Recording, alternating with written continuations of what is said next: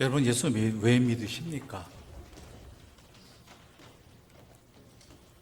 왜 예수 믿는 사람답게 살고자 하는 것입니까? 한 세상 사는 동안 좋은 가르침을 따라 살자는 것 아닙니다. 한 세상 사는 동안 마음의 위로와 평안을 얻고자 하는 것이 아닙니다. 한 세상 사는 동안 고상하고 고결한 가치를 추구하자는 것 아닙니다. 한 세상 사는 동안 마음 바르게 하고 선한 일에 힘쓰자는 것 아닙니다.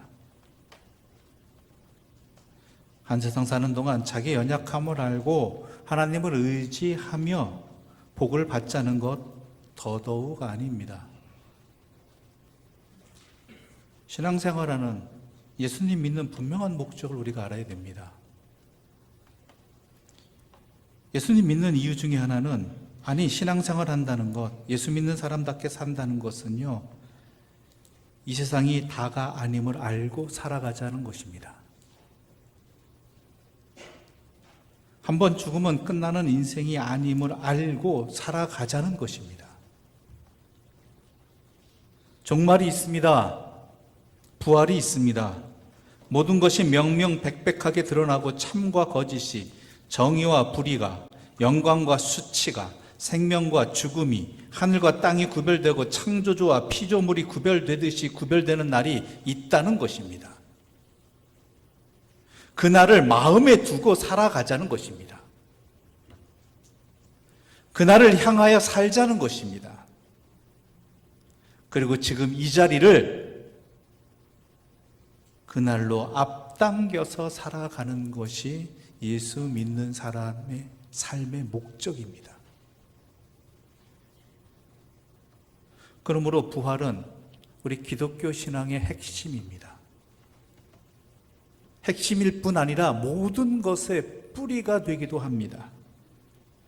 교회가 주일을 시간의 중심으로 지키는 것도 그 날이 예수님의 부활을 기념하는 날이기 때문입니다.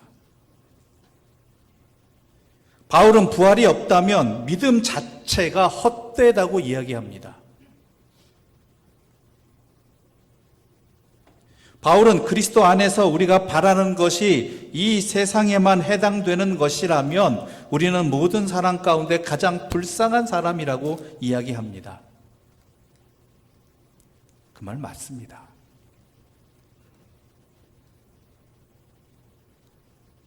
우리가 삶의 모든 순간들을 살아가며 또한 내 삶에서 선택하고 추구하는 바에 그 뿌리가 이 부활에 있느냐라는 것을 오늘 본문은 묻고 있는 것이죠.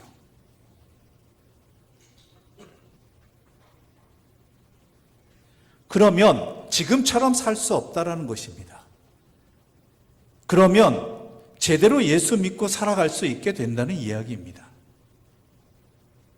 무슨 이야기인지 오늘 본문의 말씀을 통해서 우리가 차근히 좀 살펴보겠습니다. 고린도 교회는 사도 바울의 증언을 통해서 예수님의 부활을 받아들이고 믿었습니다.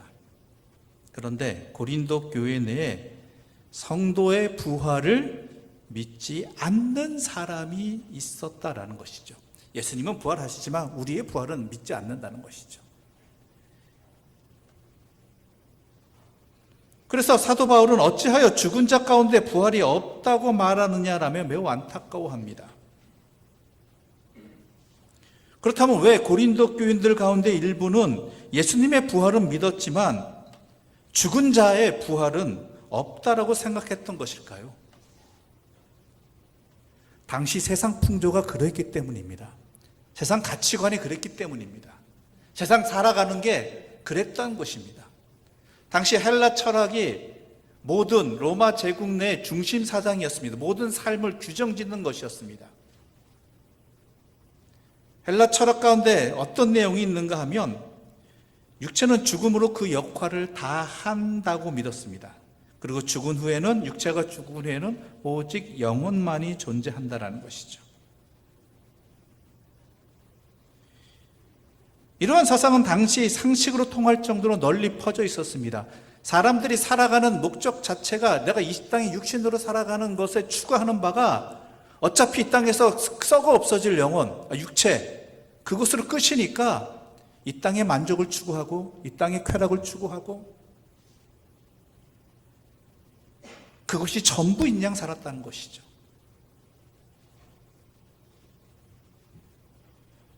그런데 당시 시대관이 그랬다 할지라도 부활하신 예수님을 믿음으로 값없이 의롭다함을 받고 영생을 선물 받은 사람인 성도가 이 세속적인 가치관의 영향을 받아서 기독교 신앙의 핵심인 부활신앙을 부정했다라는 것이 이게 문제가 되는 것이죠. 이것은 단순히 신앙의 여러 요소들 가운데 여러 사건들 가운데 부활이라는 이것을 믿지 않는다라는 이 부분만 받아들일 수 없다라는 것이 아닙니다. 부분의 문제가 아니라는 거예요. 만약 성도의 부활이 없다면 믿음도 다 헛것이고 또한 삶을 살아가는 그 모든 것들의 기준이 모습이 다 달라지게 된다는 것이죠. 오늘 우리들도 마찬가지입니다. 우리가 신앙인으로 모였습니다. 교회 공동체로 모였습니다. 우리가 신앙인으로 살아갑니다. 그런데 우리가 내가 삶을 살아가고 삶에서 선택의 기준이 되고 내가 목표로 삼는 것이 이 땅에서 것만이라면 세속적인 가치관, 세상적인 가치관, 물질 만능주의 가치관이 내 삶의 중심이 되어버린다면 내가 무엇을 선택하고 바라고 기도하는 것에 뿌리가 되어버린다면 우리는 과연 신앙인이 맞느냐라는 것이죠. 부활을 믿는 사람이 맞느냐라는 것입니다. 오늘 이 자리에서 예배드리는 모든 사람들 부활을 믿지 않는다고, 부활을 받아들일 수 없다고, 난 믿지 않는다고 하신 분 안 계실 겁니다. 다 부활을 믿는다고 합니다. 그런데 진짜 부활을 믿고 살아가느냐라는 것이죠. 부활을 믿는 사람의 삶이 우리 안에 있느냐, 내 안에 있느냐라는 것이죠. 부활을 믿는 사람이 그렇게 선택을 하고 그렇게 살아가고 그렇게 추구하고 있느냐라는 것이죠. 마치 이 땅의 것이 전부인 것처럼.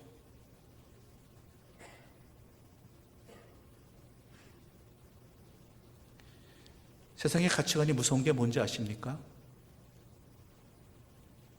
신앙의 뿌리를 흔들리게 만들어버립니다.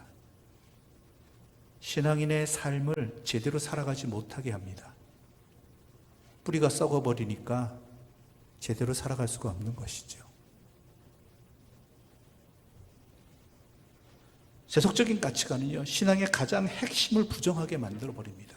아니, 믿습니다고 이야기하지만 실제로는 믿지 않는 삶을 살아가고 있다는 거예요.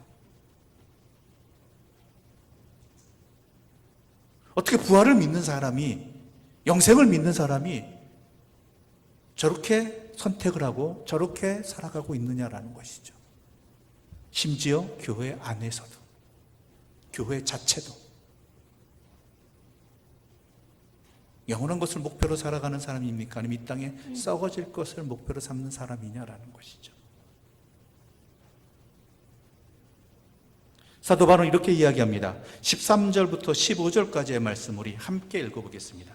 13절부터 15절입니다. 만일 죽은 자의 부활이 없으면 그리스도도 다시 살아나지 못하셨으리라. 그리스도께서 만일 다시 살아나지 못하셨으면 우리가 전파하는 것도 헛것이요 너희 믿음도 헛것이며 또 우리가 하나님의 거짓 증인으로 발견되리니 우리가 하나님이 그리스도를 다시 살리셨다고 증언하였음이라.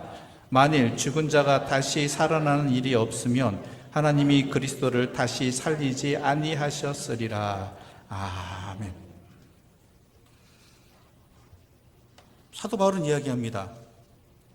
만일 죽은 자의 부활이 없다면 예수 그리스도께서도 다시 살아나지 못하셨으리라. 이 말은요, 살아나실 필요가 없다라는 거예요. 굳이 다시 이 땅에 살아나실 필요 있습니까? 계속 사신 거 아니잖아요, 이 땅에서. 그냥 하늘로 올라가시면 되는 겁니다. 육신으로 나타나지 않으셔도 됩니다. 하나님이 굳이 예수 그리스도를 살리실 필요가 없잖아요. 온전한 육신으로. 죽은 자의 부활이 없다라면.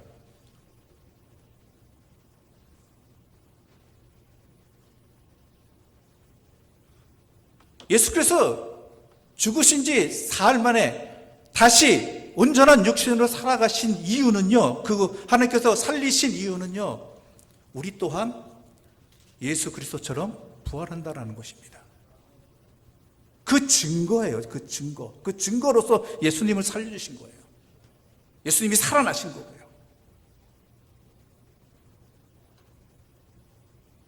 그만큼 죽은 자의 부활은 확실하다라는 것입니다. 죽은 자의 부활이 확실하다는 것이 진짜 여러분 믿으십니까? 그러면 내 삶이 달라질 수밖에 없죠. 내 선택의 기준이 달라질 수밖에 없죠. 안 그러면 다 헛된 것인데요. 지금 여러분들이 이 시간 이 자리에 나와 예배 드리는 것도, 예배 드리러 오기 위해서 수고하고 애쓰고 노력하는 것도, 또한 성경 말씀 읽는 것도, 기도하는 것도 다 헛것이 되어버리는데요. 가장 불쌍한 사람이 되어버리는데요. 그 시간에 차라리 좀 더 쉬고, 좀 더 돈을 벌고, 좀 더 하고 싶은 것 하는 인생이 더, 어차피 이 땅에서 끝날 인생이라면 더 가치 있는 것 아니겠습니까?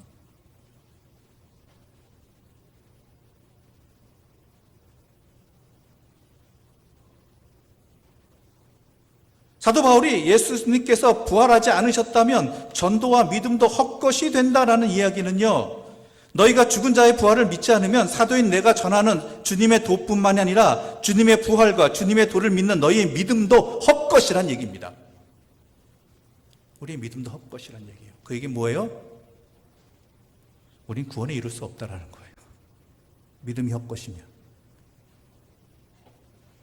계속해서 이야기합니다. 17절부터 19절까지의 말씀 함께 읽어보겠습니다. 17절부터 19절입니다. 그리스도께서 다시 살아나신 일이 없으면 너희 믿음도 헛되고 너희가 여전히 죄 가운데 있을 것이요. 또한 그리스도 안에서 잠자는 자도 망하였으리니 만일 그리스도 안에서 우리가 바라는 것이 다만 이 세상의 삶뿐이면 모든 사람 가운데 우리가 더욱 불쌍한 자이리라. 아멘. 14절에도 우리가 전파하는 것도 헛것이요 너희 믿음도 헛것이며 라고 되어 있고요. 17절에도 너희 믿음도 헛되고라고 이야기 나옵니다. 왜 같은 구절을 반복했는가? 한글로는 같은 단어인데 헛되다는 단어가요, 14절은 현재적 삶을 얘기하는 거예요. 지금 여러분이 예배드리고 지금 이 순간을 살아가고 하는 이 모든 것들이 다 헛되다라는 것이고, 17절은요 미래에 관한 얘기입니다. 즉 두 문장은 같은 문장이지만 현재의 삶이 공허할 뿐 아니라 미래의 소망도 공허해진다라는 거예요. 헛것이 되어버린다는 것이에요. 미래의 소망도. 무엇이 없으면? 예수 부활을 믿지 않으면, 예수의 부활이 내 삶의 확신이 되지 않으면, 내 삶의 뿌리가 되지 않으면.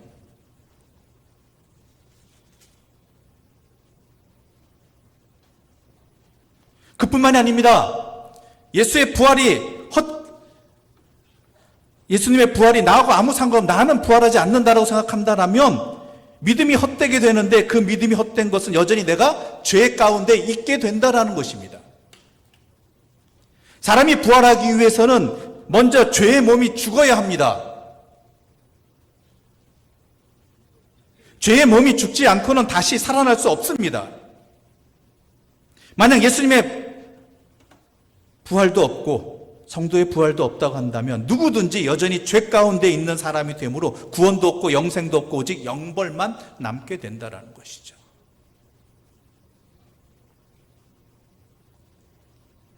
오늘날 그리스도인의 문제가 바로 이것입니다. 교회의 문제가 바로 이것입니다. 부활이 우리의 모든 신앙의 뿌리가 되지 못하고 있다는 것입니다. 이 세상이 전부인 것처럼 살아가고 있다는 것입니다. 물론 우리는 말합니다. 주님의 부활을 믿습니다. 근데 말하는 것과요, 그것이 내 믿음의 뿌리가 되어서 살아가는 건 전혀 다릅니다.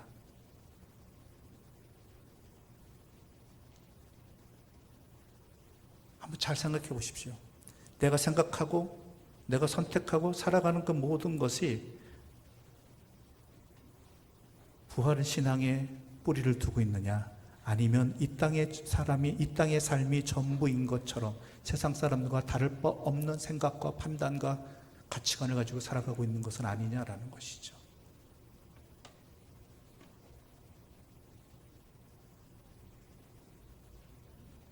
여러분, 부활은요, 있어도 그만 없어도 그만인 신화가 아닙니다.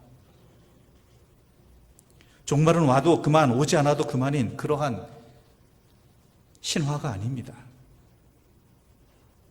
부활은요, 하나님과 하나님의 구원을 향한 믿음입니다.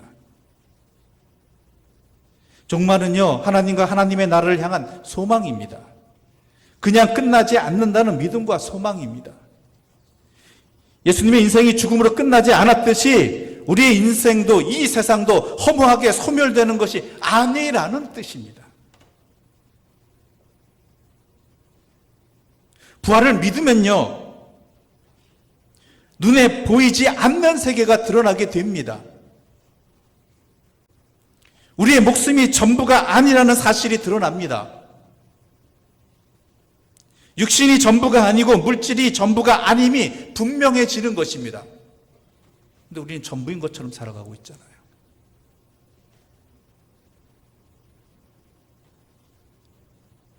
부활을 안 믿고 있다는 얘기입니다. 부활이 내 삶의 뿌리가 되지 않고 있다는 것입니다.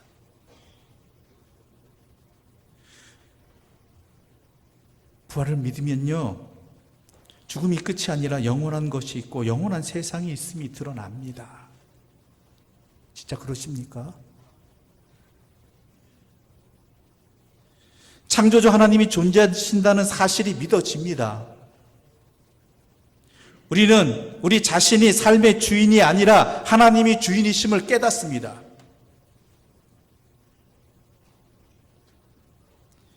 부활을 믿으면 우리 각자가 창조주에 의해서 지어진 존재라는 사실도 보입니다.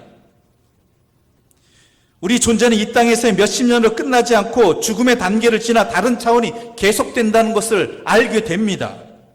인생의 성공은 자신의 욕망을 이루는 것이 있는 것이 아니라 하나님의 뜻을 이루는 데 있다는 것을 분명히 알게 됩니다. 여러분, 부활신앙으로 살아가십니까? 그게 보이십니까? 그렇기에 믿지 않는 사람들과 다른 방식으로 살아가게 되는 것입니다. 다른 방식으로 살아갈 수밖에 없어요. 그게 보이니까, 그걸 아니까, 그것을 살아야 되니까. 이 땅이 전부인 것처럼 살아가는 사람들과 같은 방식으로 살아갈 수가 없죠. 과연 그러냐라는 것입니다.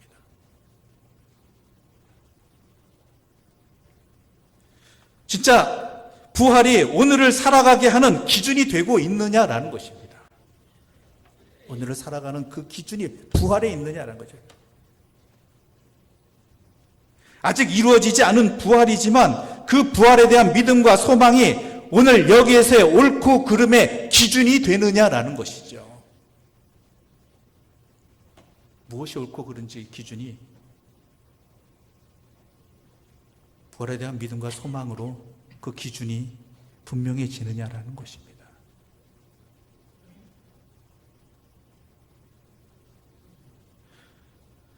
그래서 종말이 오늘을 살아가게 하는 기준이 됩니다. 도무지 올 것 같지 않은 종말이지만 그 종말에 대한 믿음과 소망이 우리가 잘 살아가고 있는지를 묻게 하고 답하게 하는 기준이 된다는 것입니다. 항상 물어야 돼요.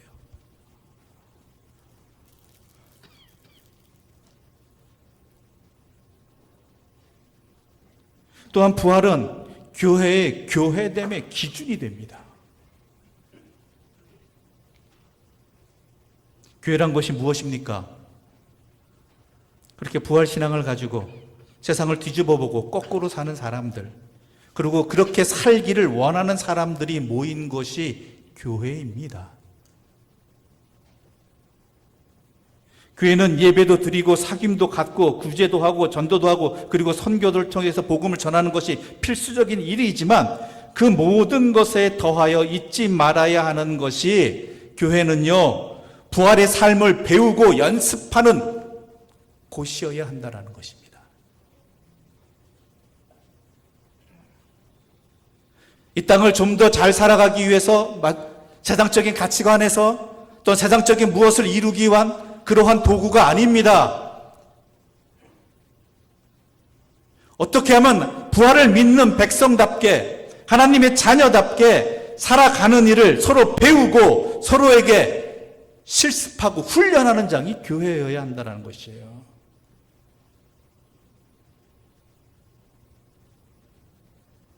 이 세상과는 다른 가치관과 원리가 지배하는 것이 교회여야 합니다. 과연 교회가 그러하냐라는 것이죠. 믿는 사람들이 모여서 복음적인 삶의 원리를 배우고 실천하다 보면 믿지 않는 사람들이 그 모습을 보고 새로운 삶, 다른 삶, 참된 삶을 느끼게 되는 것이 바로 교회여야 하는 것입니다.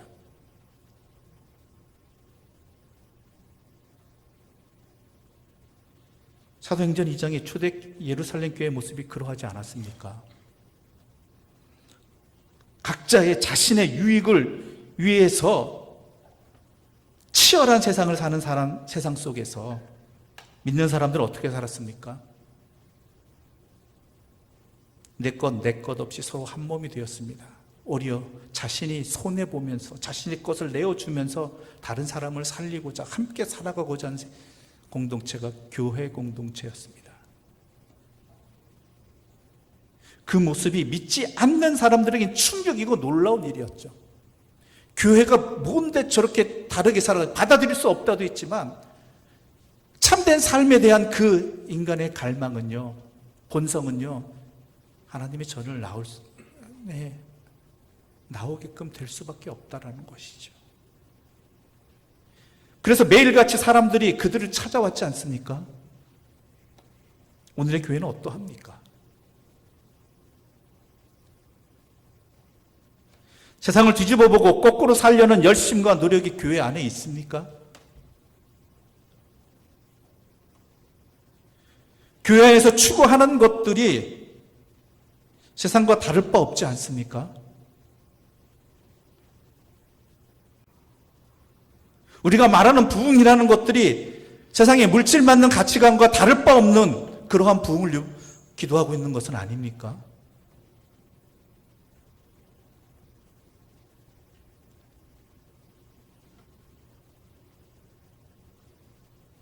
세상의 성공이 마치 교회의 부흥인 것처럼 그것을 목표로 살아가고 있지 않냐라는 것이죠. 세상의 가치관과 원리와 질서가 교회 안에 그대로 들어와 있는 것 아닙니까?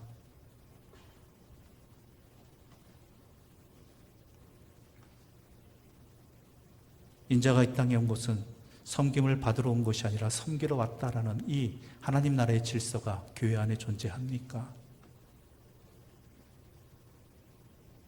오래 신앙생활을 했다고, 또한 하나님께서 맡기신 직분이 있다고 그것이 내 계급이 되고 세상적인 가치관의 높임의 이유가 되어버리는, 섬김을 받으려는 것들이 우리 안에 있는 교회 공동체 안에 있는 모습들이 혹시 아닙니까?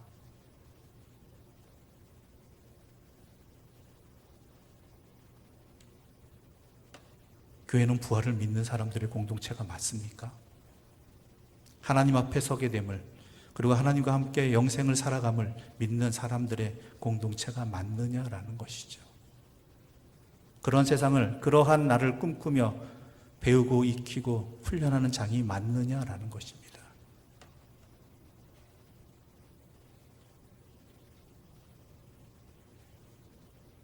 우리는 교회로 모일 때마다 복음의 정신을 배워서 세상을 뒤집어보고 인생을 거꾸로 사는 것을 연습하기 위해 모였다는 사실을 항상 기억해야 하는 것입니다. 하나님께서 이 땅에 교회를 허락하신 이유는 그것뿐입니다. 그럴 수 있도록 힘도 주시고 능력도 주시고 은혜도 주시고 존재하게 하신 것입니다. 소금이 그 맛을 잃으면 그저 땅에 버려져 짓밟힐 뿐입니다.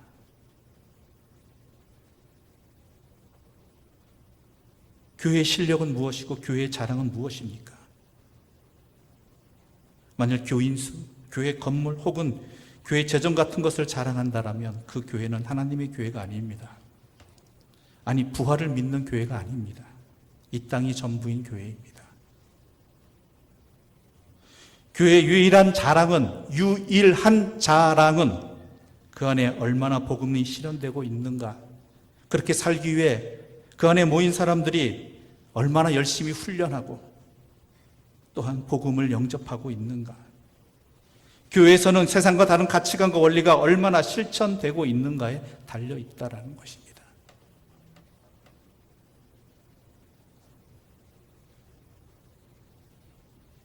그게 부활신앙의 공동체의 모습입니다. 하나님이 원하시는, 하나님이 기뻐하시는 산제물의 모습입니다. 세상은 그러한 교회를 찾고 있고 그러한 그리스도인을 갈망하고 있습니다. 우리는 과연 그런 것을 추구하고 있느냐라는 것이죠. 우리가 소망하는 교회가, 우리가 꿈꾸는 교회가 어떤 교회냐라는 것이죠. 하나님이 원하시고 하나님이 이루시고자 하는 교회가 맞느냐라는 것입니다. 그것은 바로 부활과 연결되어집니다. 그런 교회가 될 수 있는 것은 부활신앙을 가졌느냐, 부활이 우리의 삶의 뿌리가 되느냐, 교회의 뿌리가 되느냐라는 것이죠.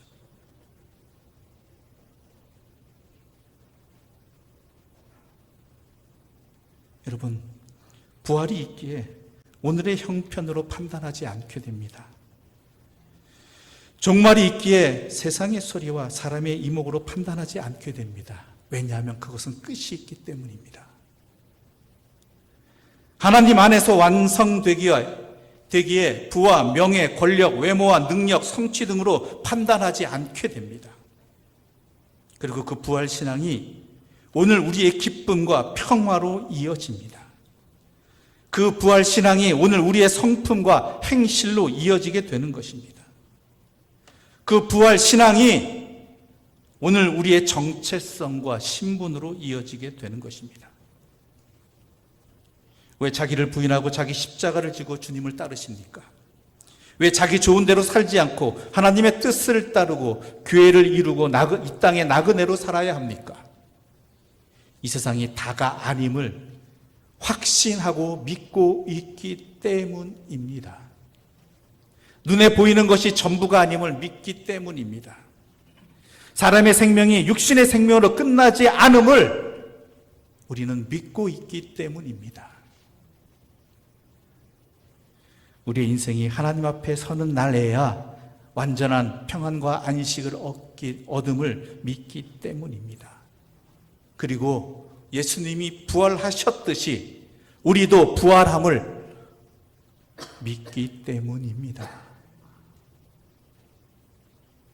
신앙은 부활과 종말에 대한 믿음과 소망으로 오늘 여기를 살아가는 것입니다. 나에게 주어진 삶의 자리에서 부활과 종말을 믿는 자답게 살아가는 것, 그것이 바로 우리의 모습이고, 현실의 기쁨이 무엇이든 우리의 최고의 기쁨, 우리의 최상의 기쁨, 완전한 기쁨은 마지막 날에 있음을 믿고 바라고 소망하며 나아가는 것입니다. 신앙은 예수님을 따라 살다가 예수님처럼 부활함을 믿고 바라는 것이고, 신앙은 예수님이 하나님의 아들이심이 예수님의 부활로 증명되듯이 우리가 하나님의 자녀임이 우리의 부활로 증명됨을 믿고 바라는 것입니다. 그리고 그 믿음과 소망으로 하나님의 뜻이 하늘에서와 같이 땅에서도 이루어지기를 구하는 것입니다. 부활을 믿으십니까? 그 믿음이 오늘 이 자리에부터 확실히 여러분의 삶의 뿌리가 되기를 바라고요. 우리 교회의 뿌리가 되기를 바랍니다. 그러면 다르게 살아갈 수 있습니다. 우리가 참된 것을 통해서 참된 평안과 소망을 바라보며 살아갈 수 있습니다. 그럴 때 하나님 앞에서 함께 기뻐하며 즐거워하는 자가 될 수 있습니다. 이 세상 헛된 것에 휘말리지 아니하고 주님께서 우리를 이 땅에 존재하게 하신 그 뜻에 합당하게 살아갈 수 있는 것입니다.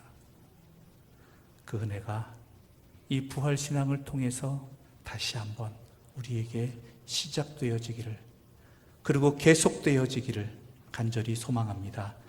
기도드리겠습니다. 하나님 아버지, 감사합니다. 우리를 구원하시기 위해서, 하나님의 자녀로 회복시켜 주시기 위해서 예수 그리스도를 이 땅에 보내시고 십자가에 죽임을 당하게 하실 뿐만 아니라 부활하게 해주셨습니다. 우리 또한 이 부활로서, 부활의 신앙으로서 이 땅을 하나님의 백성으로 살아가게 하여 주시옵소서. 이 부활 신앙이 우리의 모든 것의 뿌리가 되어서 제대로 판단하고 제대로 또한 누리며 행하며 살아가는 그 중심이 되게 해주시고 이유가 되게 하여 주시옵소서. 이 세상이 전부가 되지 말게 하여 주시옵소서. 부활신앙이 오늘을 살아가는 그 출발이 되게 해주시고 끝까지 이어지는 우리의 삶, 우리 교회의 뿌리가 되게 하여 주시옵소서. 예수님의 이름으로 기도드립니다. 아멘.